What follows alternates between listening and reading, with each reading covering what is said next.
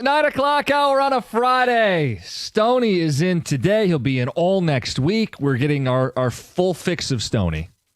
If you missed a conversation on farting, Odyssey Rewind. Yes. I would like to get into some baseball today because I feel like this dropped into our lap. Oh, yes. And I wish Evan Petzold would have dropped this story 2-3 days ago in the middle of All-Star Week. But Evan Petzold of the Free Press has some quotes from Eugenio Suarez. He wants to be a Tiger. We've linked him to Detroit. Premium power bat from the right side. Here's what he had to say. To finish where everything started, it would be cool. It would mean a lot to me. They got, for me, the best pitcher in the league right now, Tarek Skubal. They got a bunch of good players, and I think they really have a chance to win it all this year. He says, who knows? You never know. Baseball is baseball. I might be finishing where everything started. It doesn't sound crazy. We'll see.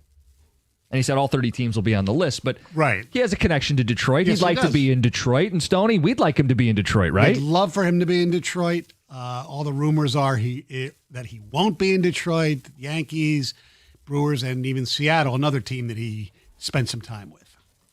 So the power for Suarez, just to quantify it for people. I mean, they see the home runs, but isolated power is your slugging minus your batting average.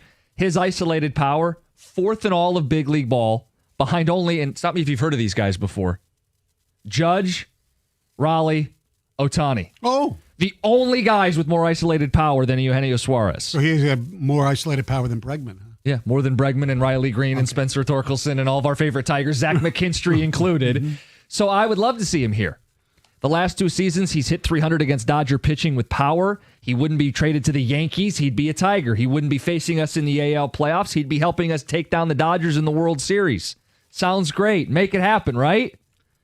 That'd be wonderful.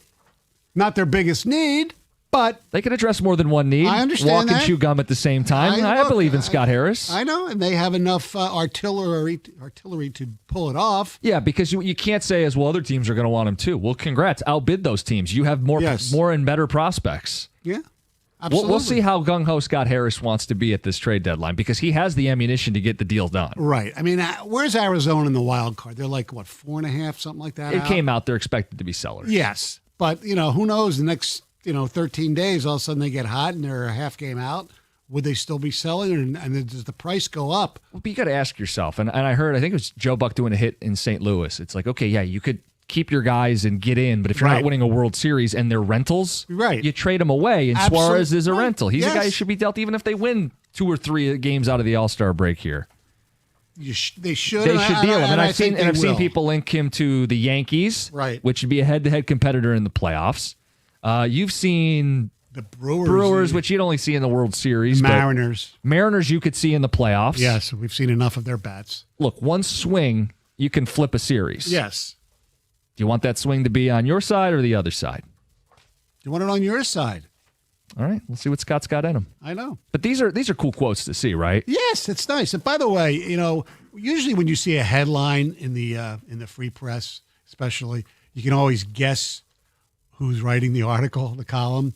So when you see this headline, it's time for the Detroit Tigers to act like big boys at the trade deadline. Can I guess? Yeah. Monterey. Of course. Yeah. And I would want everybody to read this because sometimes we poke fun at Carlos. He's a great guy. Oh, yeah. I've made fun of him, too. Yeah, but he goes through the whole that this is Moneyball. He compares the Tigers to what they spend per wins thus far as opposed to the Dodgers.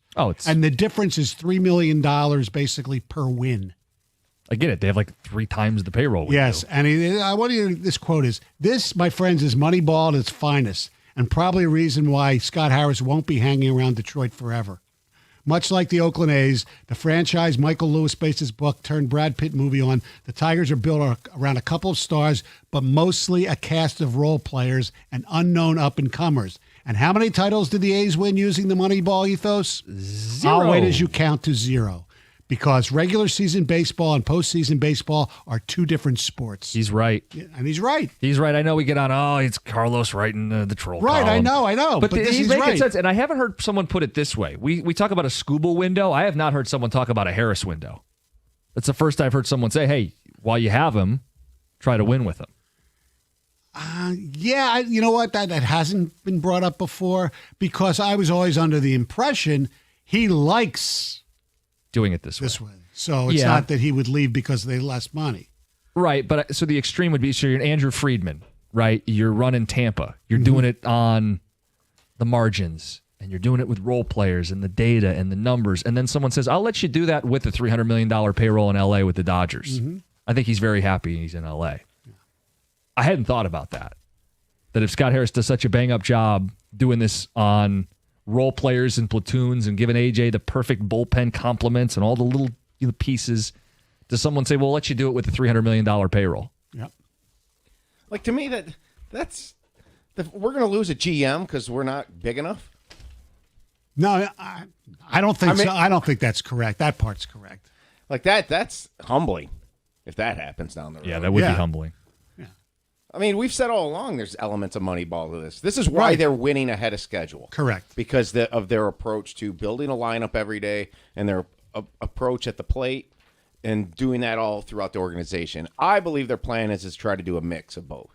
That they will spend and complement money to ball, but they won't spend like the super huge markets. Right. But I think they would entertain a top 10 payroll. Yeah, look, he in the once article, it gets to the right guys. In the column that Carlos wrote, he quotes Scott Harris from being on the show, where he said he told XYT FM that the Tigers are going to do everything we can to try to win the World Series this year, but he also said the strength of the foreign system has the future looking promising, and that, quote, it doesn't feel like a moment in time where, hey, we've got to maximize our chances of winning the World Series in this specific year. Yeah, he talked about the best way to win the World Series is to be in the hunt multiple seasons. Right. And they were multiple years with the Cubs, only won at one time. Correct. So that's part of where his background comes from. Yes, but we here as a fan base know what that's like as well, even when they spent a hell of a lot of money. Yeah, we watched this team go runner-up in 2012. Right. Not even make the World Series in 2013, eliminated in the first round in 2014, and then never got back into the mix. Right, and there was always the debate, would you rather be what the Tigers did or the Kansas City Royals, which won a World Series once and didn't do anything, and give me the Royals, give me the ring. Rocket ship to the moon, win your one title, and deal with everything else later. Yes.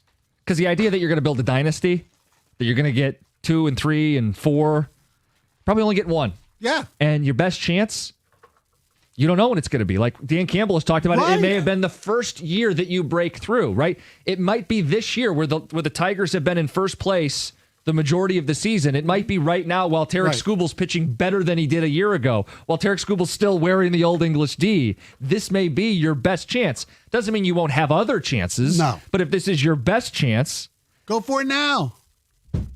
So Suarez, what would it take? Spitball. Play along. You're not going to give up Clark or McGonigal. No. You're not going to give up Bryce Rainier. It's kind of a weird trade with an injured player. I think you have to give up Lorenza.